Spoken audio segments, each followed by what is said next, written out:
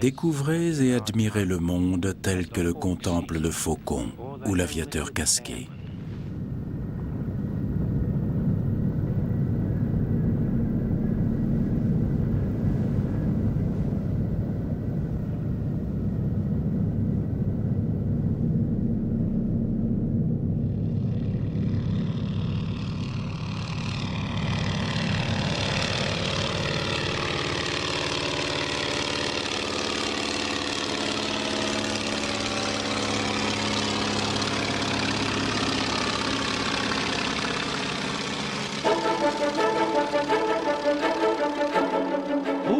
Qui surgit soudain dans le ciel? Lindbergh, venu tout droit d'Amérique. Qui traverse les nuages dorés? Lindbergh. C'est l'Amérique incarnée qui fend les nuages.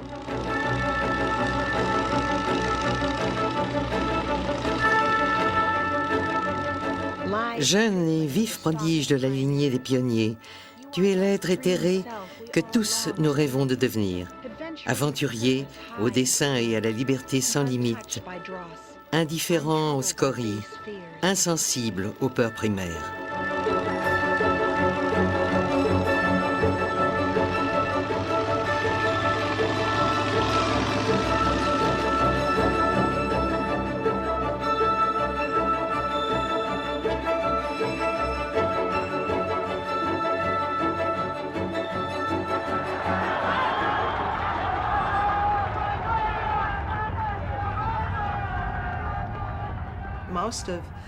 Comme la majeure partie de l'aéroport était plongée dans l'obscurité, Lindbergh ne pouvait pas voir de là-haut la foule immense qui s'y était rassemblée. Il ne s'attendait absolument pas à un tel accueil.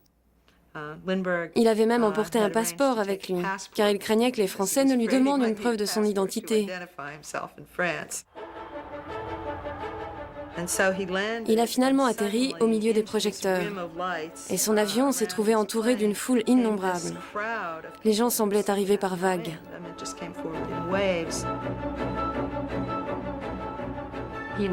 Il a été littéralement soulevé et emporté par cette marée humaine. Pendant ce temps, son avion était détruit par cette même foule. Les gens ont arraché des pièces de l'appareil et ont fini par le démantibuler entièrement. Ils ont détruit l'objet même de leur admiration. En mai 1927, la traversée sans escale de l'Atlantique Nord, effectuée en solo par Charles Lindbergh, inaugure l'âge d'or de l'aviation. C'est une période de profond désenchantement. Le sacrifice sanglant de la Première Guerre mondiale semble n'avoir servi à rien, si ce n'est à rendre inévitable un deuxième conflit. L'exploit de Lindbergh prouve que tout n'est pas désespéré. Dès le début, toutefois, des dissensions se font sentir entre Lindbergh et ses admirateurs. En effet, ceux-ci le voient comme un héros romantique, tandis que l'aviateur rejette cette image d'Épinal. On le décrivait comme une tête brûlée. Par exemple, on le surnommait le fou volant. Il détestait profondément cette image. Il voulait être perçu comme un représentant du progrès scientifique,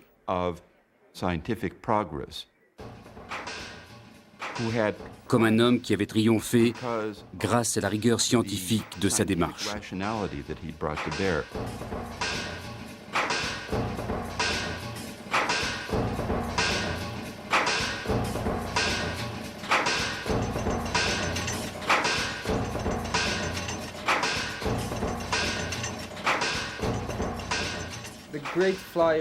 Les grands aviateurs de l'époque étaient parfaitement conscients que l'aviation était en train de transformer le monde. Chaque jour, un nouveau record était battu, et tout le monde savait que l'invention la plus novatrice du moment serait dépassée dès le lendemain.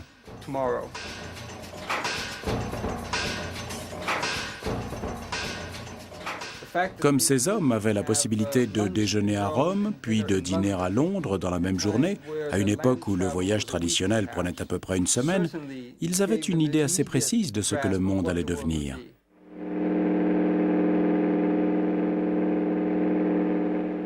There it is. You were right. A plane once more. Come along, Mary. I must see that machine.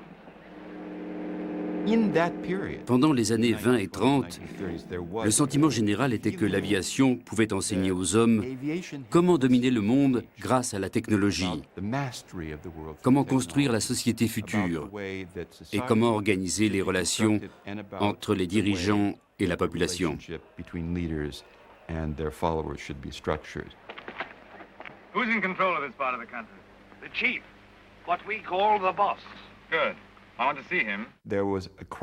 On assistait à une profonde crise de la pensée politique et sociale, en particulier au milieu des années 30. Les gens avaient profondément besoin d'une nouvelle conception du monde. Et les aviateurs pensaient pouvoir contribuer à l'élaboration de cette vision moderne.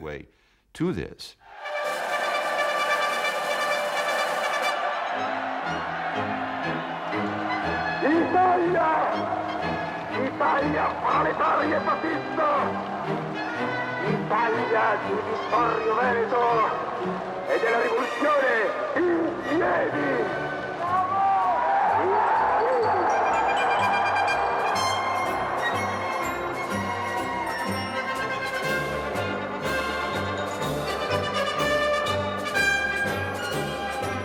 Les aviateurs ne sont pas les seuls à avoir conscience du pouvoir offert par ces technologies nouvelles. Pour les leaders les plus radicaux de l'époque, voler est symbole de puissance.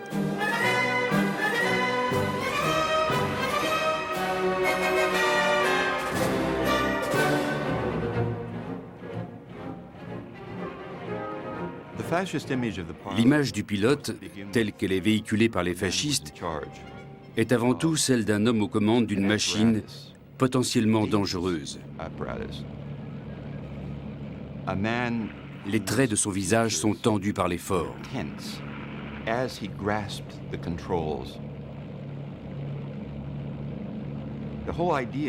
Il s'agit en fait de montrer qu'il subit une forte tension lorsqu'il est en vol.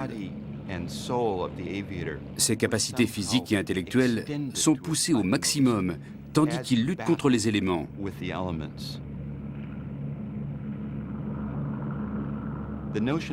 L'idée centrale est celle d'une maîtrise totale. Maîtrise des éléments à l'extérieur de l'avion et maîtrise de l'équipage à l'intérieur. Cela correspond tout à fait à la notion du leader fasciste, vu comme une espèce de surhomme façonnant le destin de tout un peuple.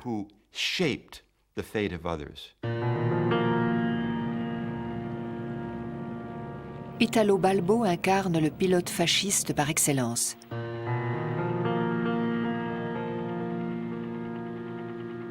Après avoir combattu sur le front pendant la Première Guerre mondiale, il retrouve une Italie à deux doigts de sombrer dans la guerre civile.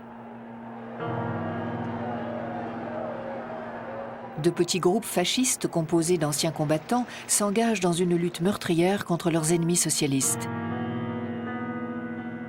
Les chemises noires sont d'une violence notoire, mais leur organisation laisse à désirer. Balbo prend la tête des factions de Ferrara, sa ville natale, et orchestre leurs actions punitives. Les chefs de file socialistes pris pour cible sont roués de coups, parfois jusqu'à la mort. Leurs bureaux sont incendiés et leurs partisans purgés à l'huile de ricin, selon la méthode d'intimidation favorite de Balbo. Italo Balbo possédait d'immenses talents d'organisateur. Dès le début du régime fasciste, il est devenu un personnage éminent au sein du mouvement. Ainsi, il a été choisi comme l'un des 4 organisateurs de la marche sur Rome qui devait constituer l'acte final de la prise de pouvoir de Mussolini. Il était en outre le plus jeune des 4. À l'âge de 33 ans, Italo Balbo est nommé ministre de l'Air à la tête de la toute jeune force aérienne du pays, l'Aeronautica. Grâce à lui, cette dernière devient la vitrine de l'efficacité fasciste.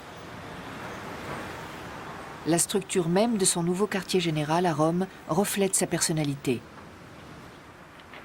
Les bureaux sont dépourvus de tiroirs où l'on pourrait cacher la paperasserie et le réfectoire ne contient aucune chaise car les employés disposent seulement de 40 minutes pour déjeuner debout.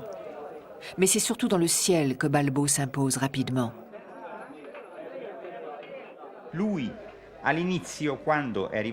Quand Balbo est arrivé au ministère, il n'avait pas l'intention de passer son brevet de pilote. Une des raisons qu'il a données à ses collègues, c'est qu'il ne voulait pas être un pilote médiocre, ni même moyen. Il souhaitait être à la hauteur des as de l'aviation dont il était entouré. Cette résolution n'a duré que quelques mois, et après ça, il a commencé à voler.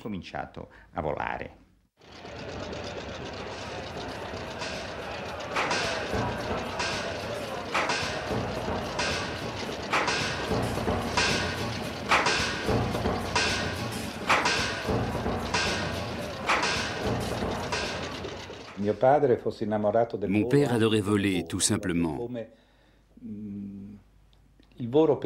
Il s'envolait dès qu'il le pouvait, dans n'importe quelle condition et dans n'importe quel avion. Il préférait évoluer dans le ciel que sur la terre.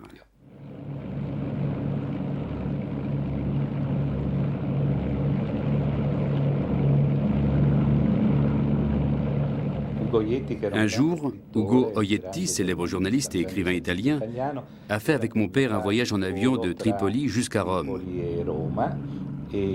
Pendant le trajet, mon père lui a écrit un mot. À l'époque, on ne s'entendait pas parler à cause du bruit des moteurs.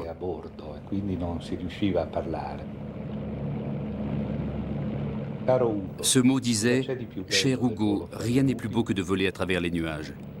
Il ressentait intensément toute la poésie du vol aérien.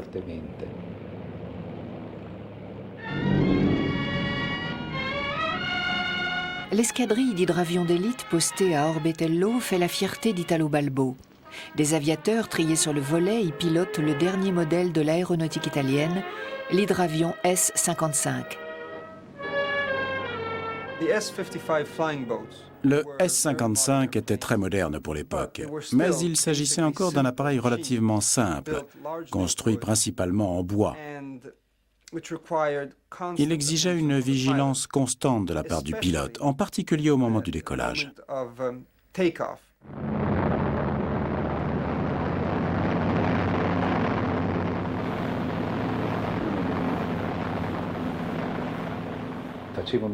On prenait d'abord une longue accélération sur l'eau. L'avion tremblait sous les chocs que faisaient les vagues en cognant contre les flotteurs. Puis les chocs étaient de plus en plus rapprochés et le rythme s'accélérait progressivement. Le pilote ressentait physiquement l'effort que fournissait l'appareil pour s'extraire de l'eau.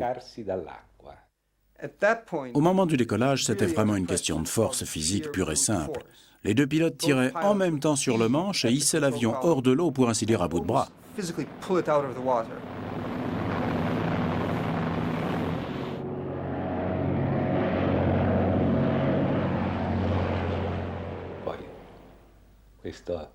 Soudain, tout était calme et paisible.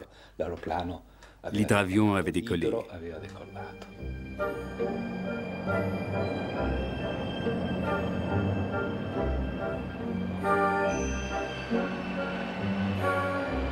Malgré leur côté un peu lourdeau, ces hydravions font de Balbo l'aviateur le plus célèbre depuis Lindbergh.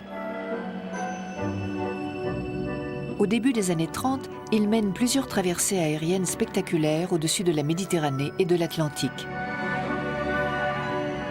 Ces vastes escadrilles couvrent d'immenses distances en formation serrée.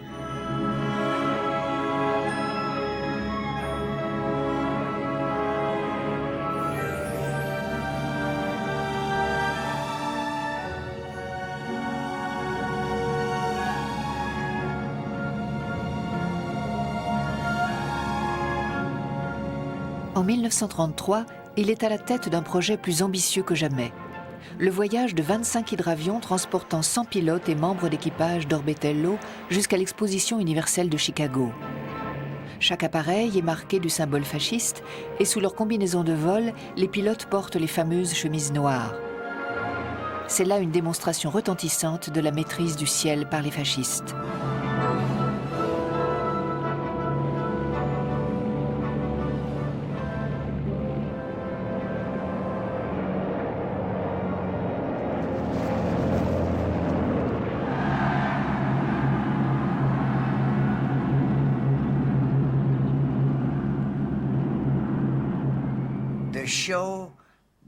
Le spectacle offert ce jour-là par Balbo et ses pilotes a bouleversé tous ceux qui étaient présents.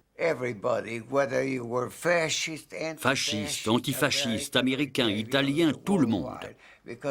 C'était extraordinaire. Personne n'avait jamais vu une manœuvre aérienne d'une telle précision.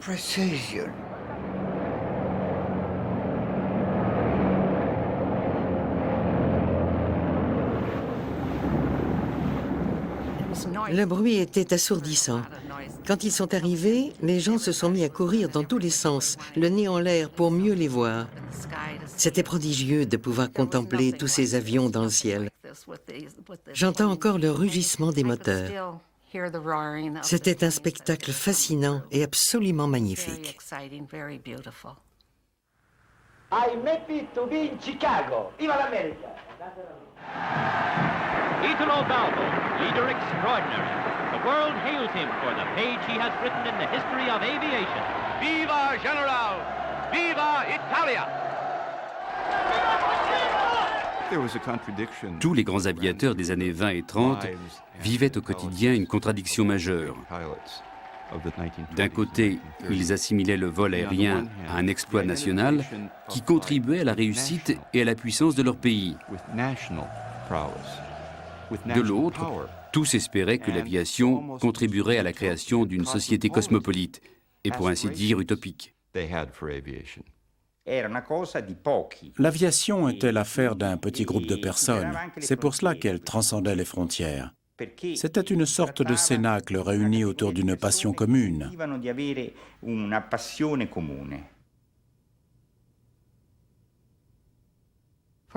Pour mon père, l'aviation allait au-delà de la politique, au-delà du langage et de l'expérience personnelle. Quand il rencontrait un autre pilote, il considérait a priori qu'un lien les unissait fondamentalement. Les aviateurs formaient une véritable confrérie. Les pilotes avaient le sentiment que l'aviation rapprochait les populations et qu'elle pourrait contribuer au maintien de la paix dans le monde.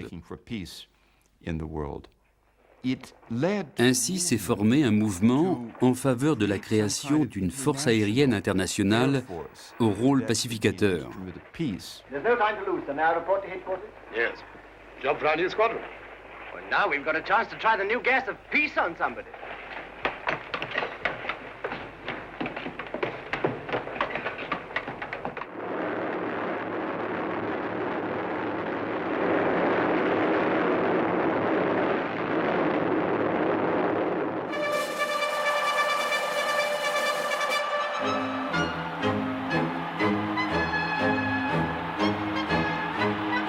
Quand les aviateurs italiens rentrent de Chicago, ils sont accueillis à Rome comme des héros. Balbo voulait montrer au monde ce que les fascistes pouvaient accomplir, et le monde en a été impressionné.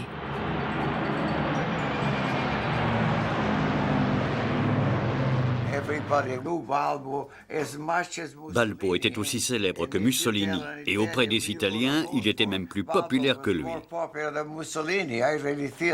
Moi aussi, je le préférais.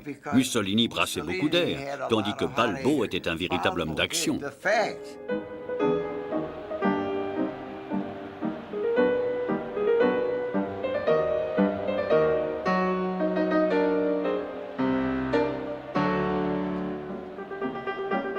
Trois mois plus tard, Mussolini retire Balbo de l'Aeronautica et le nomme gouverneur de la colonie italienne de Libye. Il n'y a pas de place pour deux sur le trône fasciste.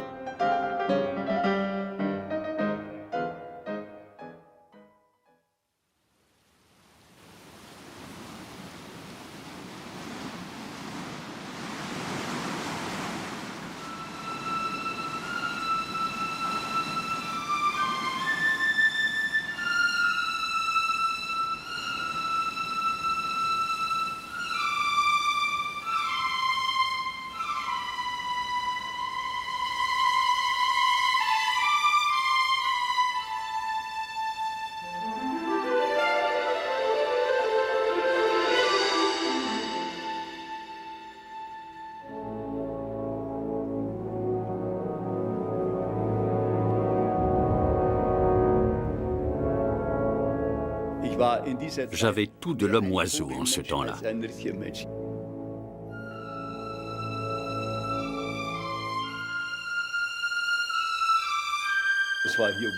C'était fantastique.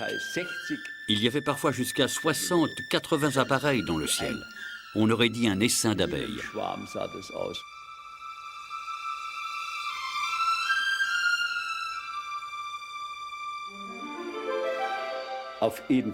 On était amoureux de nos avions plus que de n'importe quelle fille.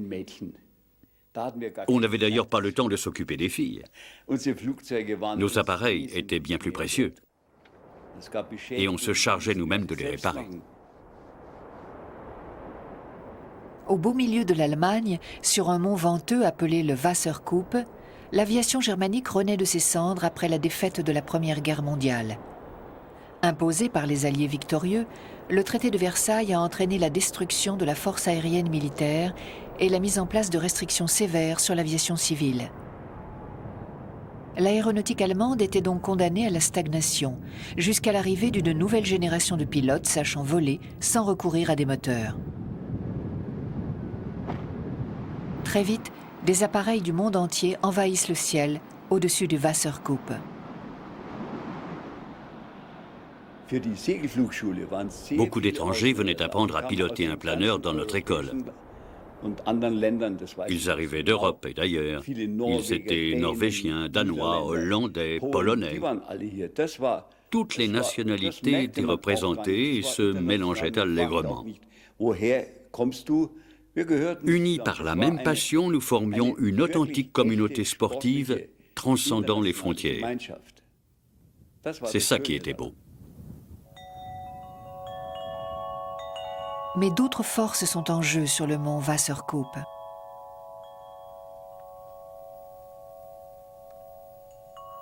En août 1923, 30 000 spectateurs s'y rassemblent pour assister à l'inauguration d'un monument dédié aux pilotes allemands abattus pendant la Première Guerre mondiale.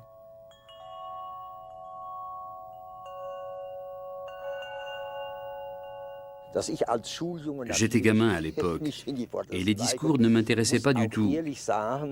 En revanche, j'étais fasciné par les appareils rangés dans les hangars. C'était une vision extraordinaire.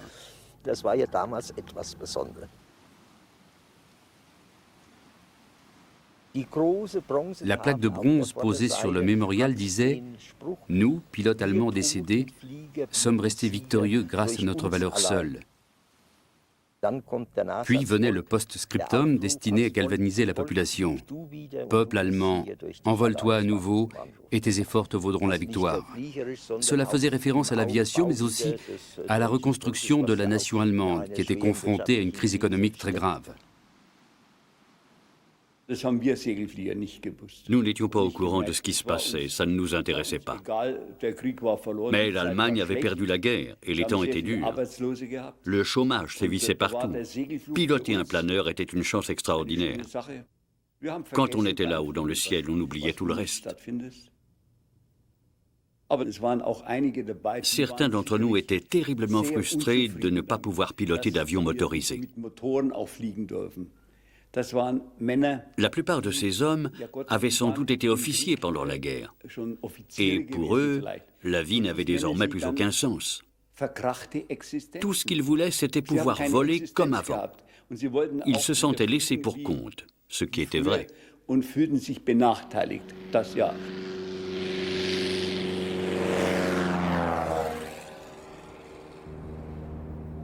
Ernst Udet, le pilote le plus célèbre de toute l'Allemagne, est un visiteur régulier du mont Wasserkuppe. As de l'aviation pendant la Première Guerre mondiale, il a volé en compagnie du légendaire Baron Rouge.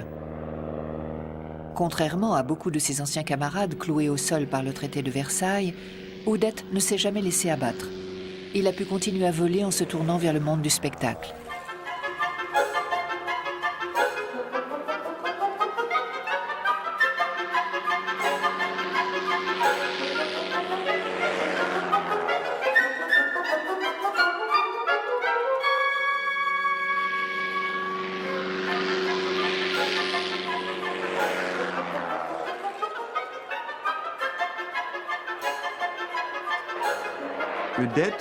Udet était un grand aviateur et un pilote exceptionnel. Il possédait un don peu commun pour les acrobaties aériennes. Il offrait des spectacles absolument ahurissants que les gens adoraient.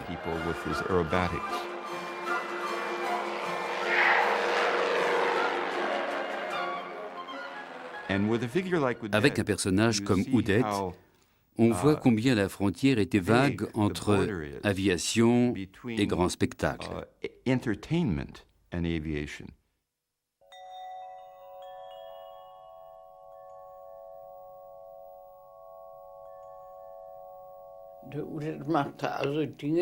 Nos acrobaties étaient avant tout spectaculaires. Oudette ne recherchait pas la précision dont il fallait faire preuve lors des championnats, par exemple.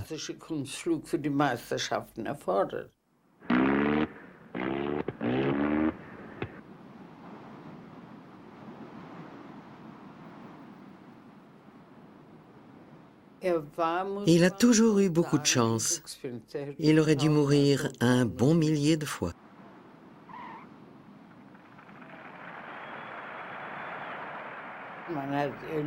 On se fait une certaine image du héros. Et Oudette n'y ressemblait absolument pas. Il était petit, assez gros, et son crâne était plutôt dégarni.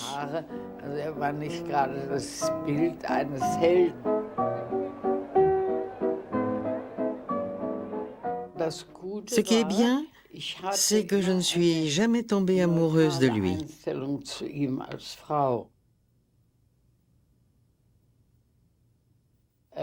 En revanche, toutes les autres femmes l'adoraient.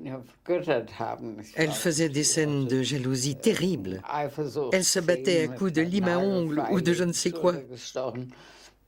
Elles le voyaient d'une manière complètement différente de moi. Après tout, c'était un héros et une star. Et pour elle, cela rachetait son allure, qui n'avait rien de très séduisant.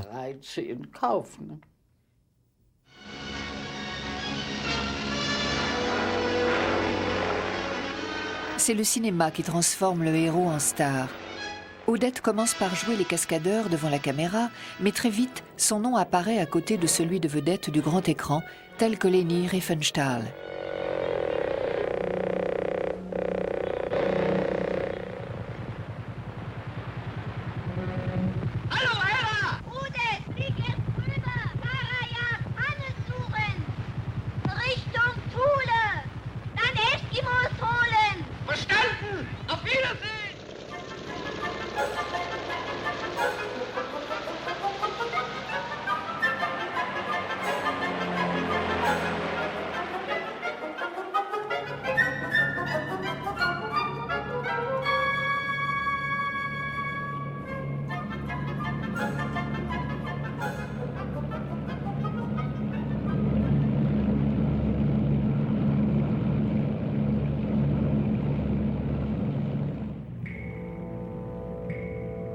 Quand les nazis arrivent au pouvoir, la passion pour l'aviation, dont Oudette et les pilotes de planeurs sont les principaux instigateurs, est devenue assez populaire pour être exploitée.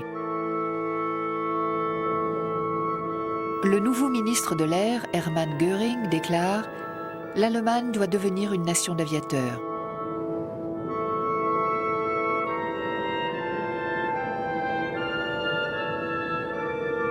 En 1935, le traité de Versailles s'avère être bafoué quand Göring révèle l'existence de la Luftwaffe, mise en place dans le plus grand secret depuis les années 20.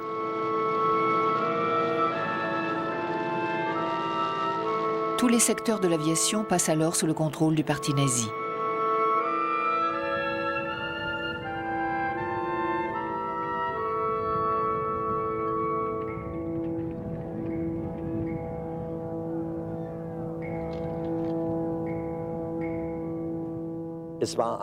Ce fut une période de grands changements.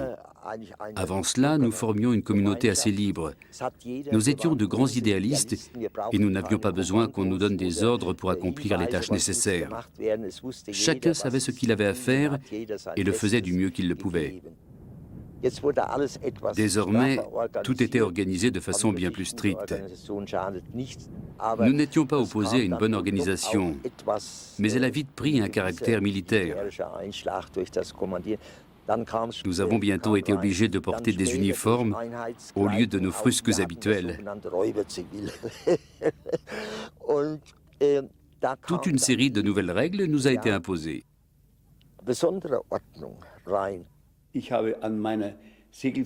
J'ai rencontré divers problèmes à l'école de planeur que je dirigeais en Bavière. Des gens débarquaient et s'adressaient à moi comme à un simple soldat. Je ne supportais pas qu'on me traite de cette façon. J'étais un jeune ingénieur hautement qualifié à l'époque et je leur ai dit « Ne comptez pas sur moi pour tolérer ça ». J'ai tiré les conclusions qui s'imposaient et j'ai abandonné la direction de l'école.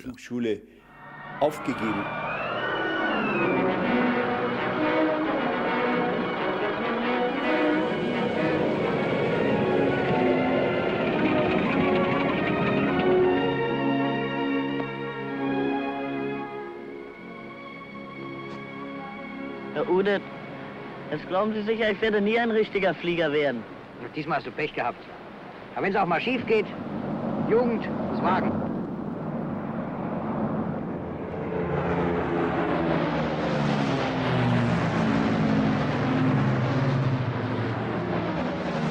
L'avènement des nazis représente aussi de grands changements pour Ernst Udet, qui joue désormais dans les films destinés à promouvoir l'aviation chez les jeunes Allemands. Mais en 1933, Udet va encore plus loin. Un vieil ami ancien combattant le persuade de travailler avec lui au ministère de l'Air. Udet n'aime pas Göring, qu'il surnomme le Gros en privé. Mais il veut quelque chose que seul le parti nazi peut lui offrir. 2 bombardiers en Piquet Curtiss dont il est tombé amoureux lors d'une visite en Amérique.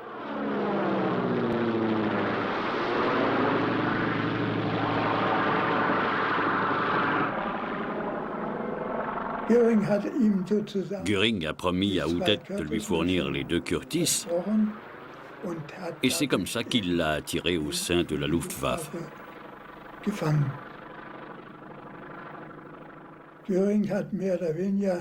Göring avait besoin de lui pour faire bonne impression devant les clients étrangers.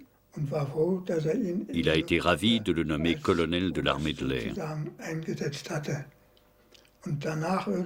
Après cela, Udet n'a pas cessé d'être promu jusqu'à ce qu'il se retrouve à la tête du secteur aviation.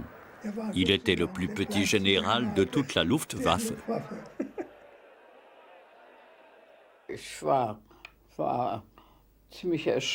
J'ai été stupéfaite d'apprendre qu'il s'était laissé convaincre d'accepter ce poste dans l'armée. Car je savais parfaitement qu'il n'avait pas les qualifications nécessaires et que les choses risquaient de mal tourner. Il n'était pas fait pour travailler dans un bureau. Il avait toujours eu un grand talent d'improvisateur. Mais là, ça ne suffisait plus. Il a fallu qu'il apprenne à vivre et à travailler selon les règles qu'on lui imposait.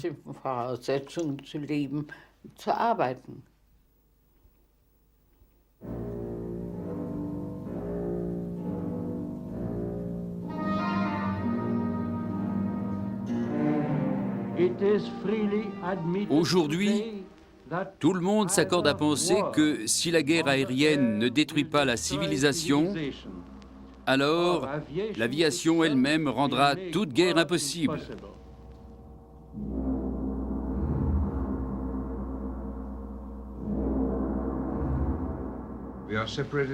Nous sommes séparés de nos voisins par un trajet d'à peine 6 minutes.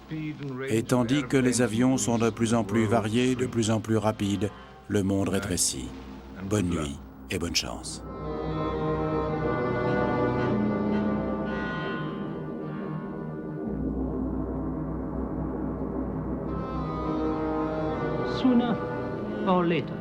Tôt ou tard, mais sans doute assez vite, au train où vont les choses, les bombes et les bonbonnes de gaz empoisonnées seront les seules marchandises que les nations seront autorisées à échanger au grand jour.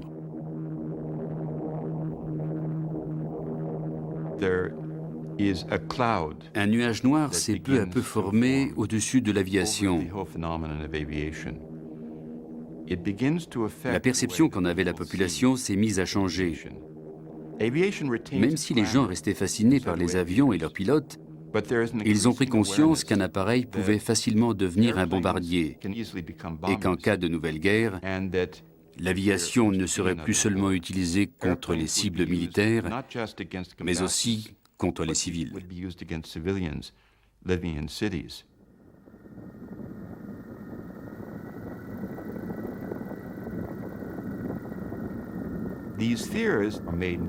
Ces craintes se sont vérifiées quand les Japonais ont bombardé Shanghai et les Italiens l'Abyssinie. Et plus clairement encore en Europe, au moment des bombardements en Espagne et de la destruction de la ville de Guernica.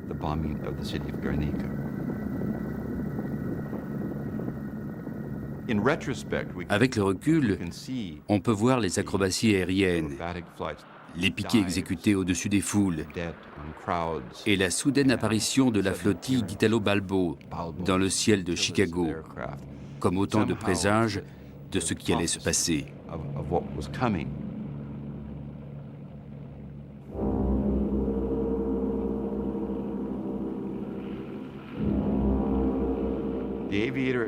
Désormais, on assimilait l'aviateur à un personnage double. D'un côté, il était le surhomme intrépide, de l'autre, il était l'agent de la destruction, l'ange vengeur. Portés à travers le ciel par de puissants moteurs, ils sont libres et solitaires, tels les plus riches. Discrets comme des domestiques, ils voient en la ville qui respire une cible éprouvant leur habileté. Oui, nous allons souffrir. Le ciel frissonne tel un front enfiévré. La douleur est bien réelle.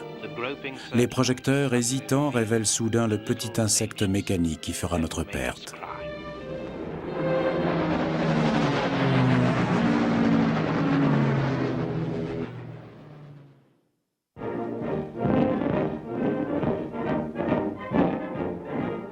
Colonel Charles Lindbergh visits Berlin, having arrived by air with his wife from England. Pendant l'été 1936, Charles Lindbergh et sa femme Anne s'envolent pour Berlin. Cette visite a été proposée par le ministère de l'Air américain, qui espère que la Luftwaffe révélera certains de ses secrets à ses invités prestigieux. Depuis sa traversée de l'Atlantique, la vie de Lindbergh n'a pas été facile. La foule ne l'a jamais vraiment laissé en paix et les journalistes n'ont pas cessé de le harceler.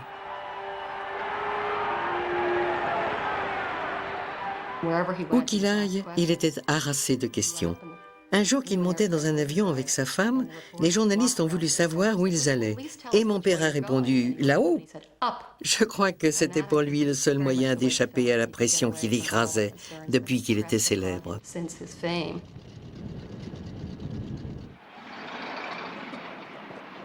En 1932, une tragédie personnelle le livre en pâture à la presse et au badauds.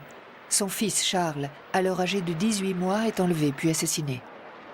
Millions of people will see the appeal, and there's a chance that somebody might notice one of the posters who'd recognize little Charles Lindbergh and so furnish a valuable clue. Durant 3 années, de l'enlèvement jusqu'au procès et à la condamnation pour meurtre de Bruno Hauptmann, Lindbergh s'efforce de tenir la foule à l'écart. Mais le public est insatiable et les journalistes sans pitié. Un photographe s'introduit même dans la morgue pour faire un cliché du cadavre du bébé.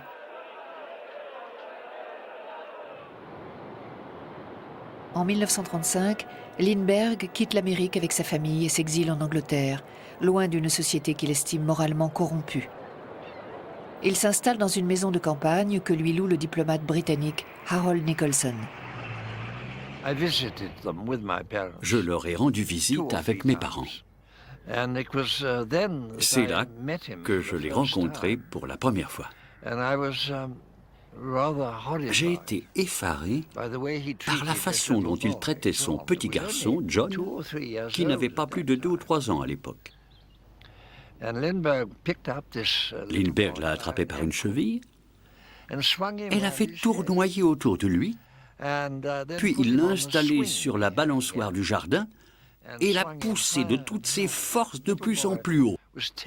Le petit était terrorisé, et je me souviens qu'Anne était très pâle. Quand elle a protesté, Charles lui a dit « Il faut qu'il apprenne ». Il voulait en fait que son fils sache que la vie n'était pas une partie de plaisir. Réfugié au cœur de la campagne anglaise, Lindbergh trouve enfin la paix qu'il recherche. Mais il s'aperçoit bientôt que la Grande-Bretagne a elle aussi des bleus à l'âme. Autrefois prestigieux, cet empire vit tourner vers son passé glorieux. Pour Lindbergh, l'Allemagne renaissante sera comme une révélation.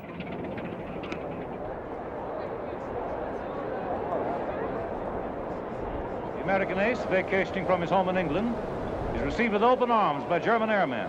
Lindy gets a rarely permitted close-up of their largest land plane and even takes a hand at the controls.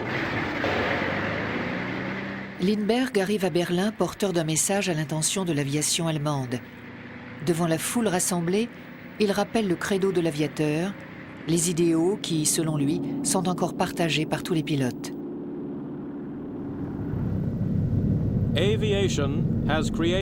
L'aviation a provoqué un changement fondamental dans l'art de la guerre.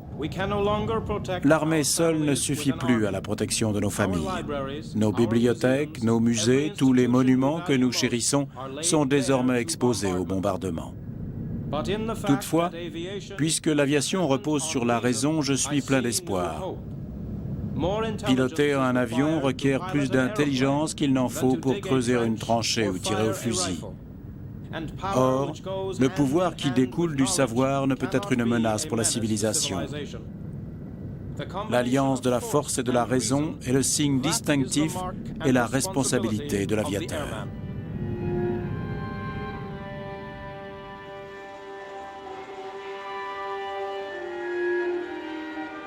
Le lendemain de son arrivée, Lindbergh découvre la nouvelle force aérienne germanique. Pendant 8 jours, il visite les installations les plus récentes de la Luftwaffe, en particulier la base d'essai ultra-secrète située à Rechlin. Là, Ernst Udet en personne lui présente les derniers avions de combat allemands, dont le Messerschmitt Bf-109.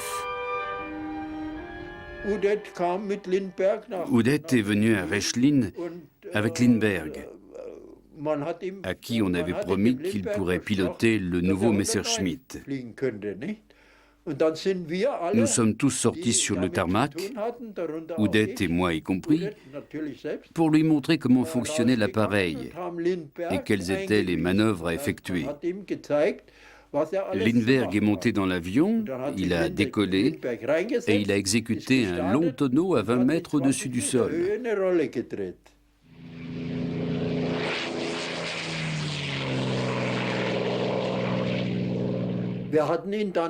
Après l'atterrissage, nous lui avons demandé pourquoi il avait tenté une telle figure avec un avion qu'il connaissait à peine.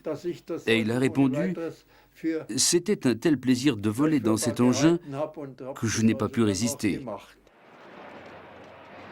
Lindbergh trouve de multiples raisons d'admirer la Luftwaffe, ainsi que le régime responsable de sa mise en place. Il voyait l'aviation comme un moyen d'évaluer les qualités humaines d'une nation. Il estimait la valeur d'un pays en termes d'avancées technologiques. Or, selon lui, les progrès de la technique se manifestaient avant tout dans les inventions de l'aéronautique. Il a sans aucun doute été très impressionné par les avions qu'il a vus en Allemagne.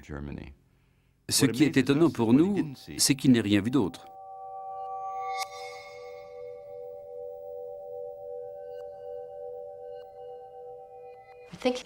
D'un point de vue purement technique et au niveau de l'aviation seule, il a parfaitement su apprécier la situation.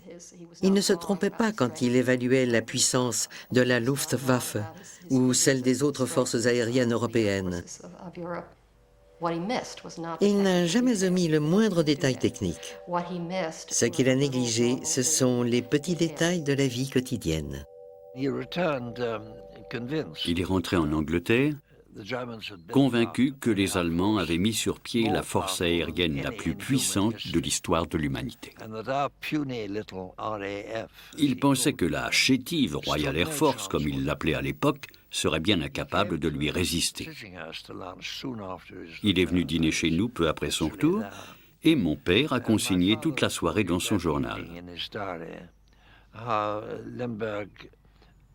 D'après Lindbergh, si l'on n'avait aucune chance de vaincre une nation si puissante, et qui plus est une nation dont il pensait beaucoup de bien, alors il était inutile d'essayer de lui résister. Il fallait parvenir à un accord.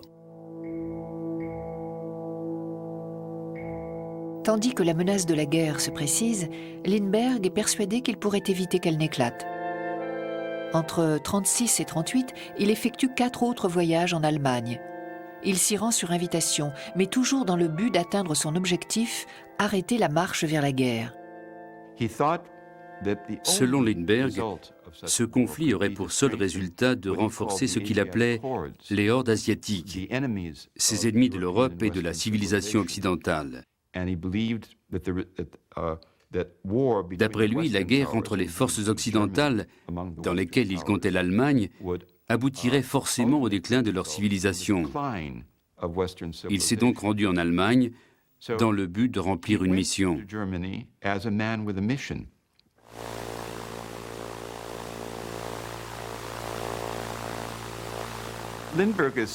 Lindbergh illustre parfaitement le sentiment de supériorité qui animait la plupart des aviateurs de l'époque. Ils étaient pleins d'assurance, comme s'ils étaient tout-puissants. Ils pensaient pouvoir résoudre n'importe quel problème, sous prétexte qu'ils avaient été héroïques dans le passé.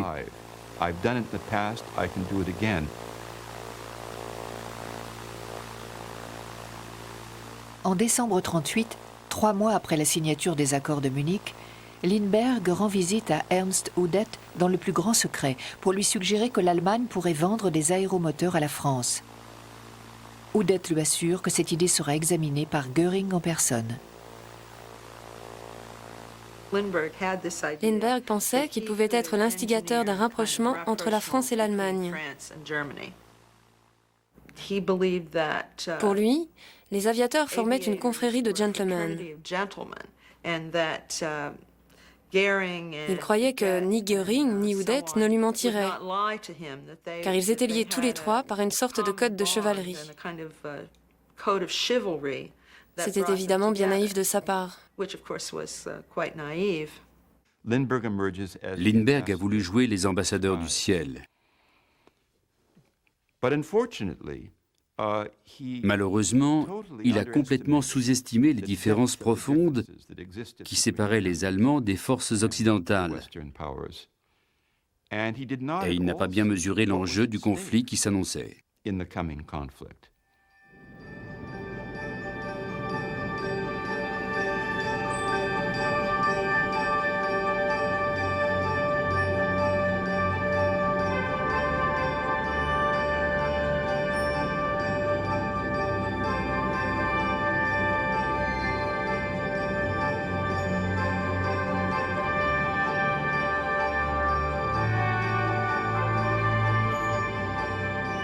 Quand la guerre s'abat finalement sur l'Europe, l'aviation tient rapidement ses terribles promesses.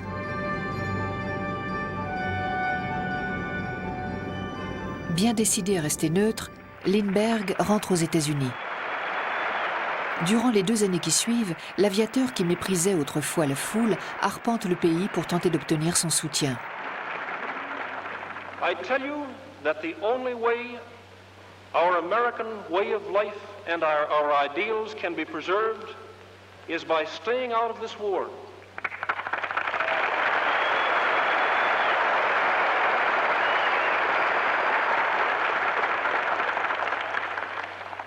I tell you that the only way European civilization can be saved is by ending it quickly.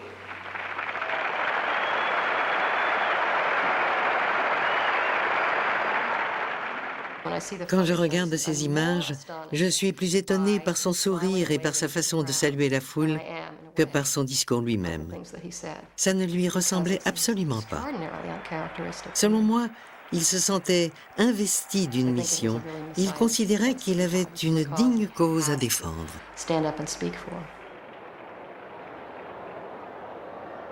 Mais en septembre 1941, le discours de Lindbergh résonne d'un écho douteux. De passage à Des Moines, il donne ce qu'il appelle un avertissement amical à la communauté juive américaine. Plutôt que de s'agiter en faveur de la guerre, les Juifs de notre pays devraient s'y opposer de toute leur force, car ils seront parmi les premiers à subir les conséquences d'un conflit. La tolérance est une vertu qui repose sur la paix et sur le pouvoir. L'histoire a prouvé qu'elle ne pouvait survivre à la guerre ni à la dévastation. Certains Juifs clairvoyants ont compris cela, mais ce n'est pas le cas de la majorité d'entre eux.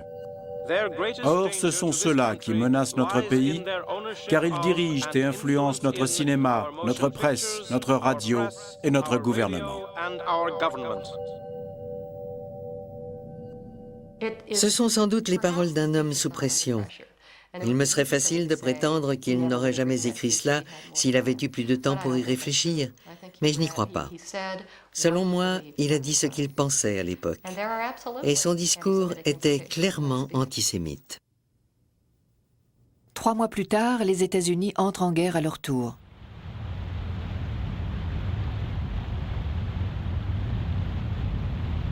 Deux jours après l'attaque aérienne sur Pearl Harbor, Lindbergh offre ses services à l'armée américaine.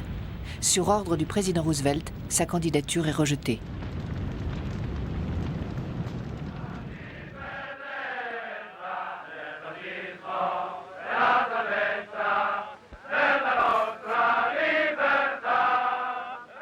Bien des membres éminents de la confrérie du ciel sont déjà portés disparus. Italo Balbo a été tué en juin 1940, abattu par erreur par la DCA italienne dans le ciel de Tobrouk. 2 jours après la mort de mon père, un avion britannique a largué un message sur l'aérodrome de Tobrouk. Ce message venait du chef de l'aviation britannique au Moyen-Orient.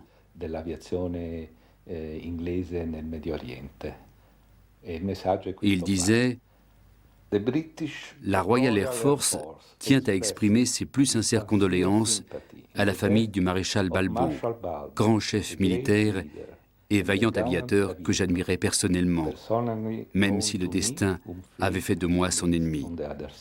C'était signé Arthur Longmore.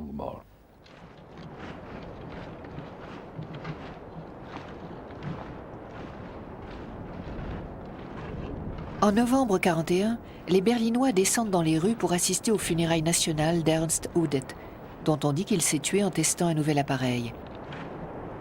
Mais pour le public, cette mort reste un mystère, car elle paraît étrangement peu glorieuse pour un héros comme Udet. Dès ses débuts, il a montré ses limites en tant que bureaucrate et politicien. Et quand la Luftwaffe a commencé à essuyer ses premières défaites lors de la bataille d'Angleterre, il s'est vu reprocher ses propres erreurs, mais également celles de son chef.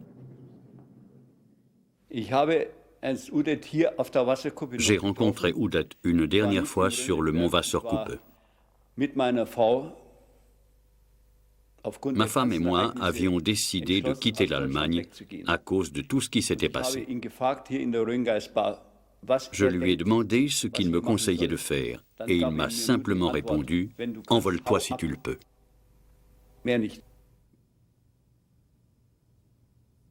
Udet, lui, ne trouvera jamais l'occasion de s'envoler, car il est persuadé que la Gestapo le tient à l'œil.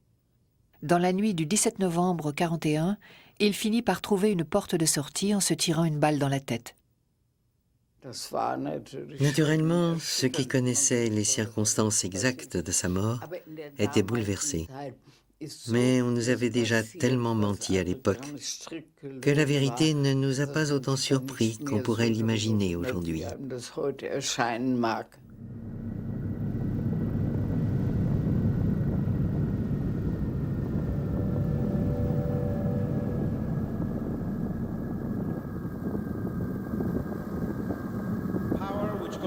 Le pouvoir qui découle du savoir ne peut être une menace pour la civilisation. L'alliance de la force et de la raison est le signe distinctif et la responsabilité de l'aviateur. Pendant l'été 1945, Charles Lindbergh se rend en Allemagne, officiellement réhabilité par le président Truman. Il voit alors de ses propres yeux les dégâts causés par cette alliance de la force et de la raison. Beaucoup considèrent le bombardement des villes allemandes comme un châtiment terrible mais mérité, infligé à un système particulièrement malfaisant. Mais pour Lindbergh, qui n'admettra jamais s'être trompé sur le régime nazi, ces ruines recèlent un autre message. Après la Deuxième Guerre mondiale, Lindbergh n'est plus le même homme que celui qui a traversé l'Atlantique en solitaire. La terrible force destructrice des bombardements militaires lui a fait perdre sa foi en la technologie. Il paraît désormais déboussolé, complètement désemparé, parce qu'il a perdu ce qui constituait le fondement de toute sa vie, sa foi dans la technologie et dans les bienfaits du progrès.